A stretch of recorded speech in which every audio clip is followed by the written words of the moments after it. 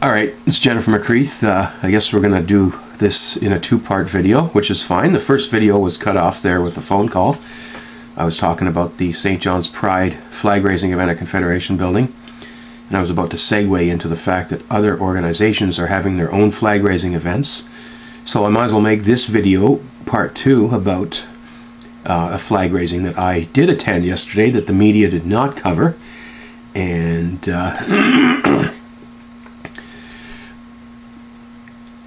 I guess first I'm going to back up and talk a little bit about another media story. There's Pride events happening outside of St. John's. For the first time, according to them, the Mount Pearl City Council had a flag-raising event. Good for them. And apparently on Wednesday or Thursday, I'm not sure, Harbor Grace did a flag-raising event. It used to be the only time a pride or a trans flag was raised in any of these other towns was when I went and raised them. And I'm so glad that local LGBTQ activists and their allies are taking this on and undertaking this on their own. Memorial University, the student union, has had something known as Pride on Campus, ironically enough, ever since 2011. And it looks like they've got a great, diverse amount of events planned on campus during Pride Week. And it's amazing how many businesses are looking to hold Pride events this week, and whether it's their events run by St. John's Pride Incorporated or run by the businesses themselves. It's not just the bars that are doing this. We're seeing all sorts of different businesses saying we want to be Pride friendly. The basketball team had a Pride night apparently last night, and even the George Street Association is having Pride events. So good for you all. I attended an internal event at my place of employment, and we raised our flag yesterday with no fanfare, no media, just an opportunity for the organization I work for to acknowledge and recognize that some of their staff are LGBTQ, as well as to recognize that there's a lot of allies there. And I think you all know where I work now, maybe not, but that's not the point of this video.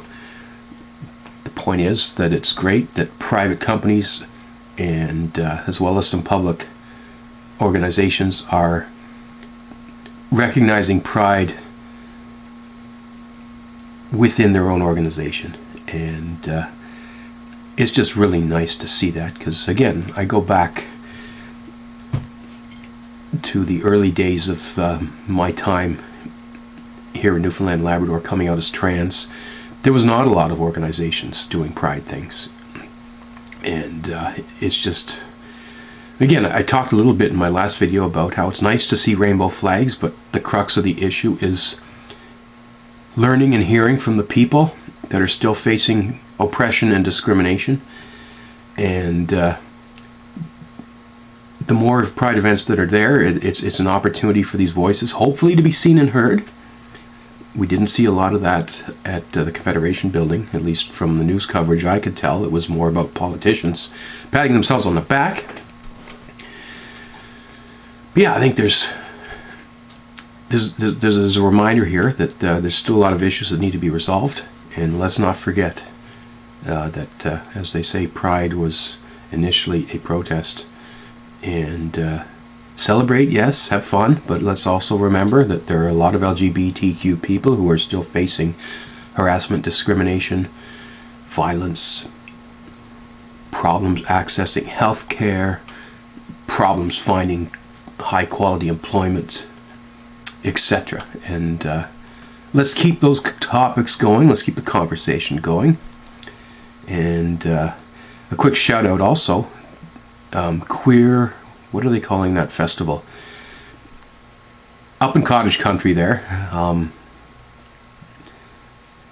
the Baccaloo Trail. Oh my goodness, Come Home Queer, I think it's called.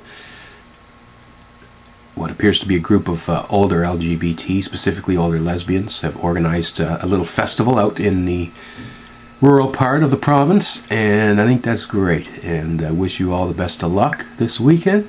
I'm sorry I can't be there, but a big hello and a shout out to Susan Rose and Jerry Rogers. I saw you guys on the news, and they're bringing Kelly Loader in for a couple of concert events, and I'm so glad that there are pride events popping up in rural parts of the province, because that's really where the education and awareness piece needs to happen. So we'll leave it at that, and we'll be on again with some more videos soon. Thanks for watching, everyone.